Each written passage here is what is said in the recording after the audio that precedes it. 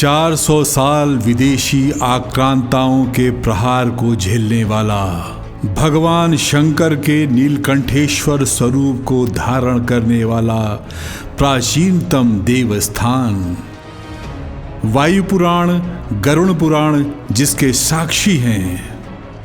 खजुराहो के मंदिरों में लगी प्रतिमाएं जहां निर्मित की गईं, जहां शेर शाह सूरी मारा गया। चंदेलों को जहां विपत्ति काल में आश्रय मिला। दक्षिण का विजय द्वार जहां आज भी अर्धनिर्मित व टूटी फूटी लाखों मूर्तियों के अवशेष पड़े हैं, जिसकी स्वयं नीलकंठ स्वरूप शंकर सदैव रक्षा करते हैं। जिसकी 7.5 किलोमीटर की परिधि में फैली दीवारों में असंख्य तोप के गोलों की चोटें मौजूद हैं। मध्य युग में भारत का शक्ति प्रतीक आज इतिहास के पन्नों में खोया यह है कालंजर, एक अदृश्य स्वर्णिम इतिहास।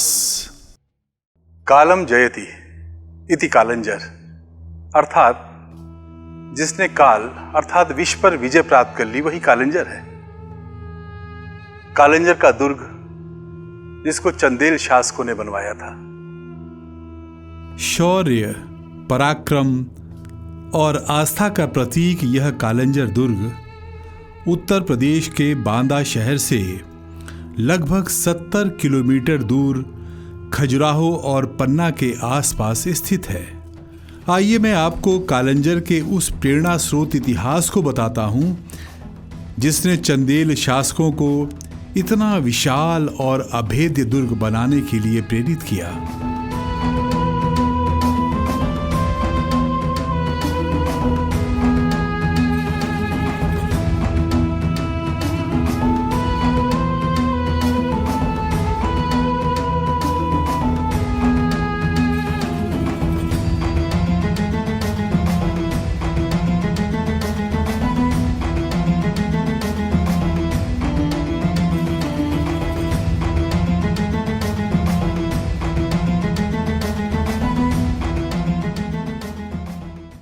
पद्म पुराण, गरुड़ पुराण और मत्स्य पुराण में कथाएं हैं कि भगवान शंकर ने समुद्र मंथन से जब विष निकला था और उसको ग्रहण किया था तो उनके गले में बहुत अग्नि प्रज्वलित हुई, बहुत जलन हुई और वो तांडव नृत्य करने के लिए व्यग्र हो गए। ब्रह्मा सृष्टि सर्जक ने जब देखा शिव के इस रूप को तो वो स्वयं यहाँ पर अवतरित हुए। उन्होंने शिव से प्रार्थना की, शंकर तुम शांत हो जाओ, सृष्टि को, काल को चुनौती मत दो। भगवान शंकर ने ब्रह्मा की बात मान ली और तब से वो यहीं पर स्थापित हो गए।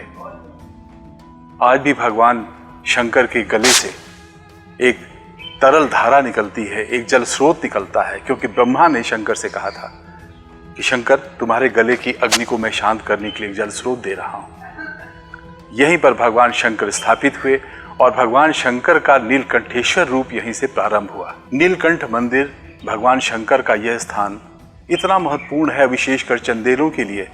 जब कभी उन पर विपत्ति आई, चाहे कालंजर पे आक्रमण हुआ हो, चाहे महोबा में उनकी राजनीतिक राजधानी थी वहां पर आक्रमण हुआ हो, जब वहां से वो डरे हारे विदेशी आक्रांताओं से, तो यही कालंजर दुर्ग पर आकर उन्होंने शरण ली, पूरी सेना के साथ, पूरी प्रजा के साथ, और अपने को बचाया।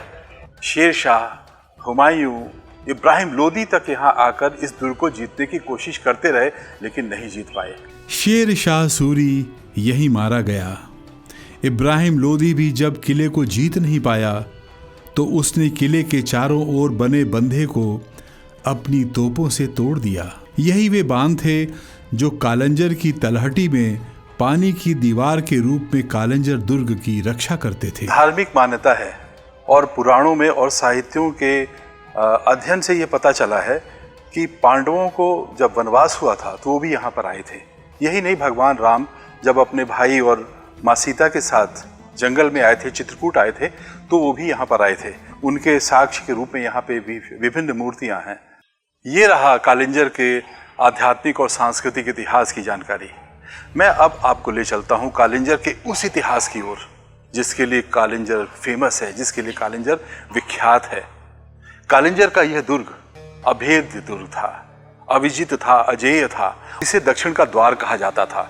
कोई भी राजा यदि भारत पे विजय करने के लिए आता था, कोई विदेशी आक्रांत आता था, तो सबसे पहले उसको कालिंजर पे आना पड़ता था। यहाँ को जीतने के पश्चात ही वो दक्षिण की ओर जा सकता था। शौर्य का प्रतीक कालिंजर हमेशा विदेशी आक्रांताओं के लिए आकर्षण का केंद्र रहा। इसीलिए शेरशाह सूरी यहाँ स्वयं आया, यहीं पर रुका, उसने कालिंजर को जीतने की कोशिश की। कालिंजर के चारों ओर लगभग 7.5 किलोमीटर परिधि में कालिंजर दुर्ग पर आक्रमण किए गए, तो गोले बरसाए गए। और आज भी जब बरसात होती है तो दीवारों से, कालिंजर दुर्ग से गोले बहकर मिट्टी के साथ नीचे गिरते हैं। बहुत आक्रमण हुए, कितने आक्रमण हुए, लेकिन कालिंजर हमेशा अभेद्य रहा, अविजित रहा। यशोवर्मन ने कालिंजर से ही मूर्तियों को ले जाकर खजुराहो में स्थापित किया।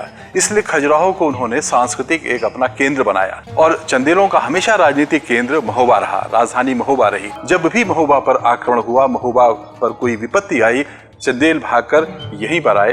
कालिंजर दुर्ग में उन्होंने अपनों को बचाया और यहाँ पर रहे। हुमायूं जैसा व्यक्ति भी यहाँ पर आया और पहले दुर्ग में वो वहाँ रोक दिया गया, उसको मजबूरन वहाँ पे अपना एक शिलापट लगाकर यहाँ से वापस लौटना पड़ा। औरंगजेब भी यहाँ पर आया, उसने भी जीतने की कोशिश करी, लेकिन वो हारा। ये शक्ति का केंद्र कालिंजर दुर्ग भारत के इतिहास में अजेय दुर्ग के रूप में जाना जाता है। जितने भी चंदेल शासक यहाँ पर रहे हैं, उन्होंने सांस्कृतिक धरोहर को बचाने के साथ भारत की अगर रक्षा करने की कोशिश करी या सफल हुए, तो ये कालिंजर दुर्ग ही उनके पास था और कालिंजर दुर्ग ने ही उनकी रक्षा की।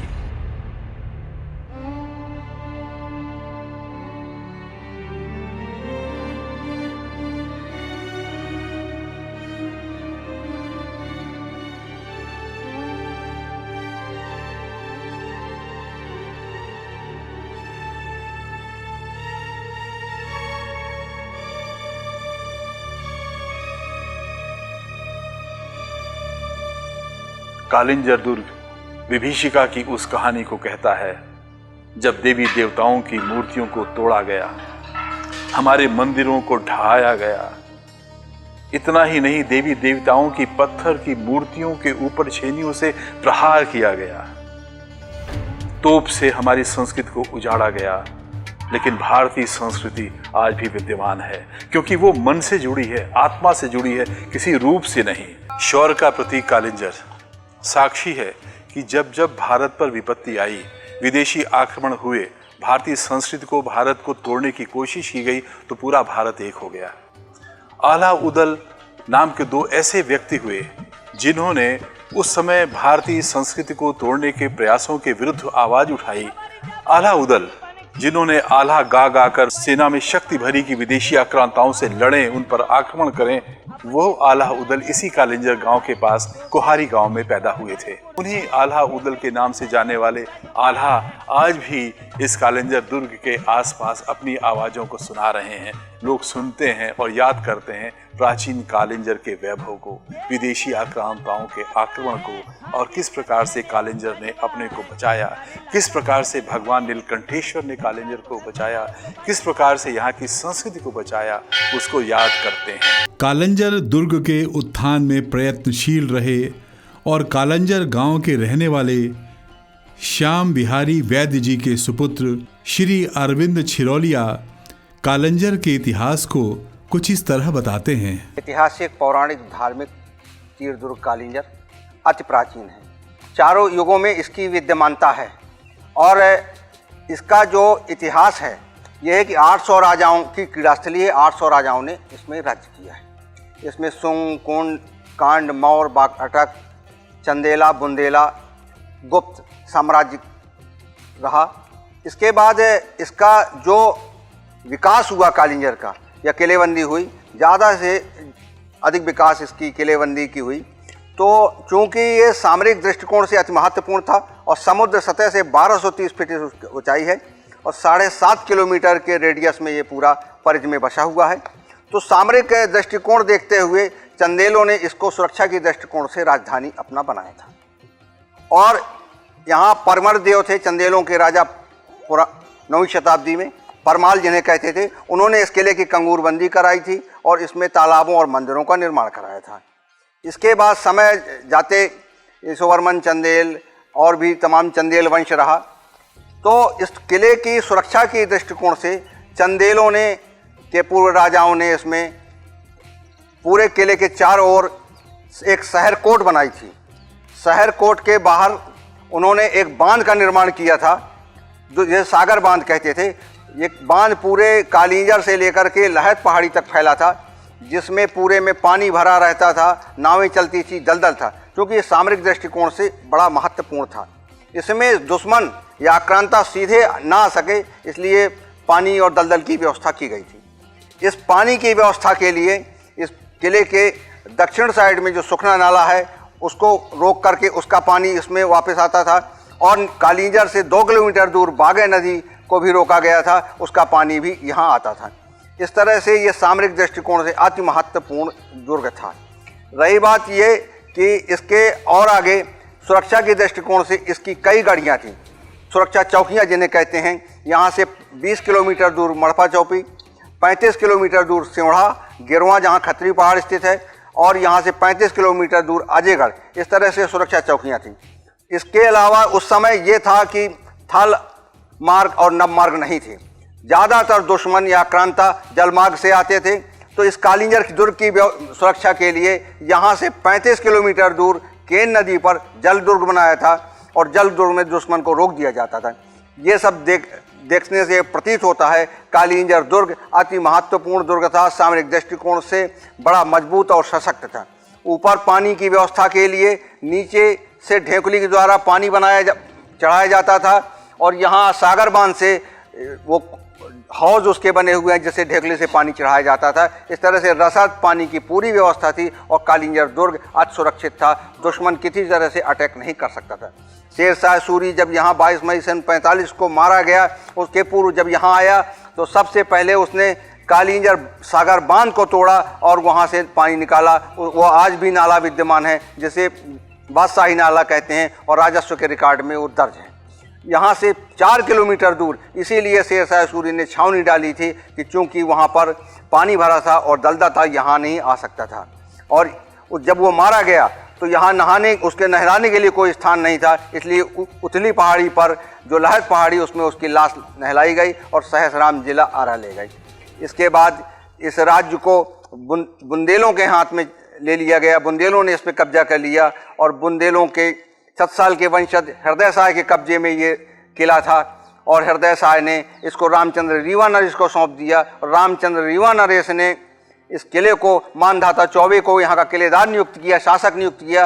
और वो इसके बाद सन 1812 में जब भारत अंग्रेज आए और उन्होंने इस पर कब्जा कर लिया, इसके बाद कालिंजर की ये दुर्गति, ये दुर्दशा आज तक, इसका जो बिखराव हुआ, जो आक्रांताओं ने इसको तोड़ फोड़ की, आज तक इसकी बारे में किसी भी प्रकार की व्यवस्था नहीं की गई। आज भी ये उपेक्षित है। कालिंजर दुर्ग के आसपास लगभग 5-6 किलोमीटर तक अब भी ऐसे अवशेष हैं जिनको देखने से ये सिद्ध होता है कि कालिंजर दुर्ग को संरक्षित करने के लिए उस समय चंदेलों ने और बुंदेलों ने बहुत कोशिशें की थी। ये वो स्थान है जो आज भी गजट में शेरशाह सूरी की छावनी के नाम से दर्ज है। कालिंजर दुर्ग से लगभग 4 किलोमीटर दूर ये स्थित है।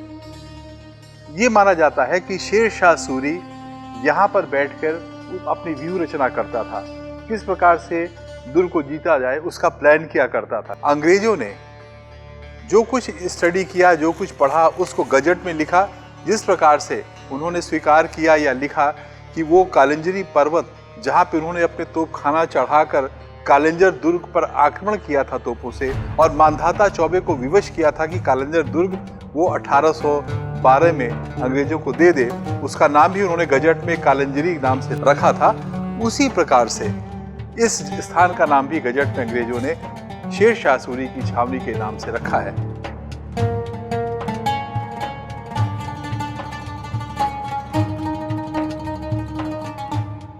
कालिंजर की तलहटी में स्थापित सुरसरी गंगा नाम से विख्यात यह वह कुंड है जहाँ पे कालिंजर के लोग, दुर्ग के लोग आकर स्नान किया करते थे, देवी देवताओं की मूर्तियों की अर्चना किया करते थे और यहाँ से शक्ति लेकर जाया करते थे। तालाब के किनारे किनारे जो भी पाषाण लगे हैं, पत्थर लगे हैं, सारे के सारे मंदिरों के, मूर्तियों के अवशेष हैं। मूर्तियों को ध्यान से देखिए। भगवान विष्णु की यह मूर्ति पाषाण कितनी विशाल मूर्ति।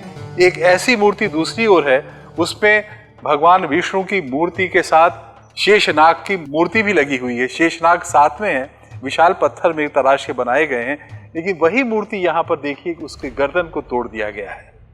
ये विध्वंस तानाशाहियों द्वारा इस देश में किया गया, इस संस्कृति को नष्ट करने के लिए किया गया है। ये मूर्ति कहीं से लाकर यहाँ पे स्थापित की गई है।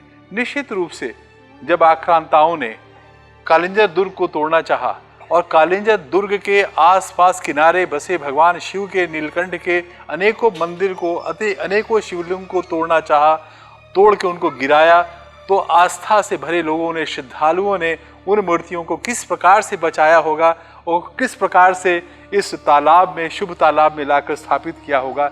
हमको इसकी चिंतन, हमको सोचना चाहिए कि हमारे पूर्वजों में कितनी आस्था धर्म के प्रति थी, संस्कृति के प्रति थी, और आज उनके इन कार्यों को देखकर, उनके इस विश्वासपूर्ण कार्यों को देखकर, उनके संस्कृति को बचाने के लिए इन प्रयासों को देखकर हमको क्या सचेत नहीं होना चाहिए कि हम भी भारतीय संस्कृति को, भारतीय धरोहरों को, भारतीय परंपराओं को, जो पूरे वसुधैव को कुटुंब मानती है, उन परिवार को, उन परंपराओं को, जो पूरे विश्व को वसुधैव कुटुंबकम की शिक्षा देती है, क्या उस संस्कृति को हमें बचा के रखना नहीं चाहिए? ये प्रश्न मेरा आपसे है, और यही प्रश्न कालिंजर का, इस दुर्ग का, इन मूर्तियों का और इस प्रकार से पवित्र तालाबों का है। कालिंजर पूछता है, क्या तुम मुझे और मेरी धरोहर को बचा के रख सकोगे? विश्व की अनेक धरोहरें ऐसी हैं जो आज उपेक्षित हैं। हमारे पूर्वजों द्वारा निर्मित ऐसी धरोहरें जिनसे हमको शक्ति, प्रेरणा मिलती है, हमारी आत्मचेतना जागृत होती है, भारत के प्रति हमारी आस्था जागृत होती है, अपने पूर्वजों के प्रति प्रेम उत्पन्न होता है, वो सारी धरोहरें आज पूछ रही हैं विश्व से, हमसे, क्या तुम मुझे और मेरी धरोहर को बचा के रख सकोगे? इस अनुत्तरित प्रश्न का उत्तर कौन देगा?